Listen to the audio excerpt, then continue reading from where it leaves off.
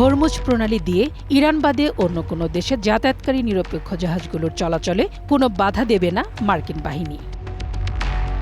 সেন্টকমের বার্তায় আরও বলা হয়েছে, অনুমতি ছাড়া কোনো জাহাজ অবরোধের আওতায় থাকা এলাকায় প্রবেশ করলে বা সেখান থেকে বের হওয়ার চেষ্টা করলে তা পথে জব্দ করা হতে পারে। সংশ্লিষ্ট জাহাজটি কোন দেশের পতাকাবাহী সেটি তখন বিবেচনা করা হবে না।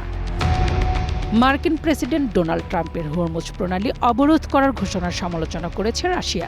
যুক্তরাষ্ট্র হরমুজ প্রণালী অবরোধ করলে তা বিশ্ব বাজারের জন্য ক্ষতিকর হবে বলে উল্লেখ করেছে মস্কো। রুশ প্রেসিডেন্টের কার্যালয় ক্রেমলিনের মুখপাত্র দিমিত্রি পেসকভ একথা জানিয়েছেন। তিনি বলেছেন, ট্রাম্পের আদেশের অনেক দিক এখনো অস্পষ্ট রয়েছে।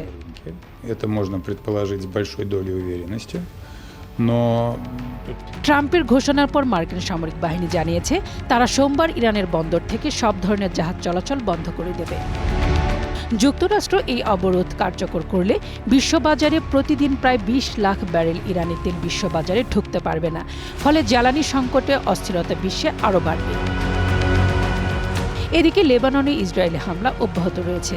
দক্ষিণ লেবাননের বিভিন্ন শহরে ইসরায়েলি হামলায় অন্তত ৫ ব্যক্তি নিহত হয়েছেন। লেবাননের জাতীয় সংবাদ সংস্থা এনএনএ খবরে এই তথ্য জানানো হয়।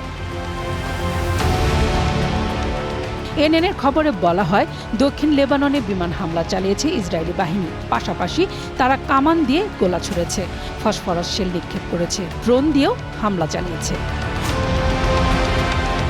মোর্শেদা খান লিপি, গ্রিন নিউজ ডেস্ক।